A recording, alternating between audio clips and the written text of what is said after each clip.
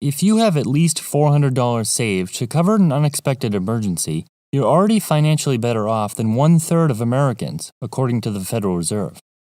It's well known that most people do a poor job of managing their finances, and there are seemingly few people that are responsible with their money. Having a good relationship with money doesn't necessarily mean being ultra wealthy or earning a high income, either. This just means that you make responsible choices, aren't making careless decisions on a regular basis, and are comfortable with your income and expenses.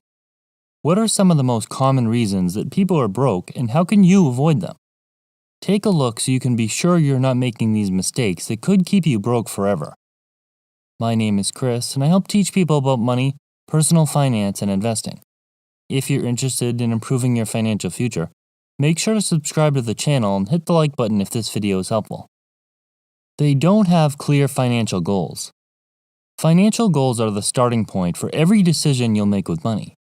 How are you going to increase your income, pay off debt, or work less if you have no direction? When you set financial goals, you're establishing a destination for your future, which will then allow you to make decisions that will help you achieve them. For example, becoming debt-free within the next 3 years is a clear, concise goal that you can use to execute a plan that will help you get there. Want to double your income next year? What are some things you can begin doing today that will help you realize it?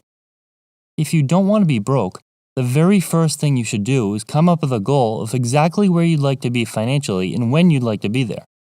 Whether you want to save $10,000, pay cash for a new car, or buy a new house, these goals all have a defined finish line. They don't prepare for emergencies. Since 1/3 of people don't have $400 available to cover an emergency, this can be a clear problem. Unexpected expenses are common, and $400 isn't exactly a large amount of money when it comes to this type of thing. According to AAA, the average repair cost on a car is around $500 to $600. If you don't find a way to prepare for financial emergencies, you're setting yourself up for disaster. What if you lose your job? What if you're in need of dental work? When you're not prepared for a common $400 unexpected expense, you'll be forced to fund them in other ways, such as going into credit card debt. Then, it will not only be a struggle to save an emergency fund, it will be a struggle to pay off the debt when you're being charged exorbitantly high interest rates. They don't budget. One of the main reasons people remain broke is that they don't live on a budget. According to US Bank, only about 41% of Americans stick to a budget. The problem is that without tracking your income and expenses, it's nearly impossible to know how much money you spend on various categories. If you've ever gotten paid, made a few purchases, and seemingly have nothing left over, making you question where all the money went, you'll know why this is so important. Budgeting may have a negative connotation, partially because the thought of putting your income and all expenses on a spreadsheet can be uncomfortable. However, doing this can be a powerful exercise, especially for those who are trying to take control of their finances. They don't think about the future. One of the most common excuses people have about their poor financial situation is that they want to spend money and enjoy life today, not save until they're too old to enjoy their money. It's understandable that some people don't want to pinch every penny until their 50s, 60s, or even 70s. It really doesn't make sense to sacrifice your younger years planning for a potentially lavish retirement. However, it's important to strike the right balance of thinking ahead and having a good time presently. You want to invest for your future while making smart decisions that will also allow you to enjoy your life while you're young. Most people would agree that the right balance would include making decisions that will benefit you in the future and spending money that allows you to have fun now. They have expensive habits. Rich people aren't the only ones that have expensive habits. There are many expensive habits that poor people have, which is one thing keeping them from getting ahead. Smoking is just one example of an expensive habit that costs more money than people realize. If a smoker is smoking 1 pack of cigarettes per day at $7 per pack, that's over $200 per month. Now, how many smokers would claim that they're not able to invest $200 per month for their future because they don't have enough money?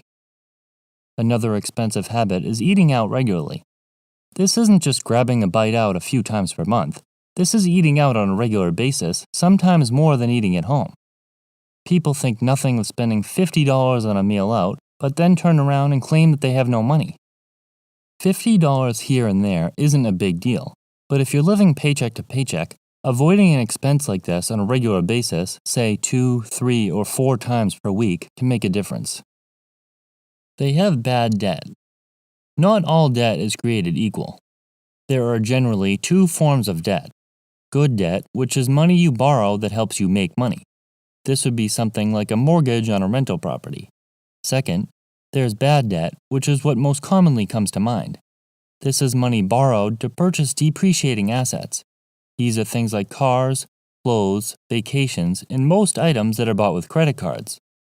When using bad debt, not only are you being charged interest instead of earning it, the items are depreciating and have little to no residual value. Furthermore, debt allows people to make purchases they can't afford and don't have the money for. For example, someone wants to purchase a new car, so they choose to finance it because they can't afford to pay cash. They're now paying interest to the lender, the car is depreciating at a rapid rate, and it was out of their budget in the first place, meaning it's too much car for them. As the saying goes, rich people earn interest, poor people pay it. They spend money to impress people. As Dave Ramsey says, most people buy things they don't need with money they don't have to impress people they don't like. He goes on to say, nothing will make you go broke faster than trying to impress others. As silly as this sounds, this thinking and behavior is common and it happens all of the time. Many people make purchases to show off to others because they feel like if they look rich, those people will be envious and impressed by their success. The thing is, you might feel a sense of satisfaction when making a large purchase to look good, but that feeling will be short-lived. That purchase can set you back for the long term, long after that initial impression to those people. This is a losing battle, and the financial setback for this false sense of fulfillment usually isn't worth it. They don't pay themselves first. Aside from making responsible spending decisions, paying yourself first is one of the easiest ways to improve your finances that most poor people don't do. When trying to get ahead, it's important to understand that it's nearly impossible to build wealth by saving money alone. You need to consistently put your money to work over a long period of time. Taking a portion of each paycheck and directing it towards investments is an easy and painless way to invest automatically. This way, you're less likely to miss the money and you don't need to make the decision to invest on a regular basis. If that money sits in your account, burning a hole in your pocket, you'll feel wealthier than you are and it could eventually be spent on various items, most of which you can't even remember what they were. When faced with the option of whether or not to invest every week, you're much less likely to choose to invest. The reason most people are broke is because they make poor financial decisions with their money. Not just in some areas, but usually in many. There are obviously exceptions to this, but if you analyze the behavior of the average broke person, you would find this to be true. The good news is that it's possible for just about everyone to improve their situation to a point where they're comfortable.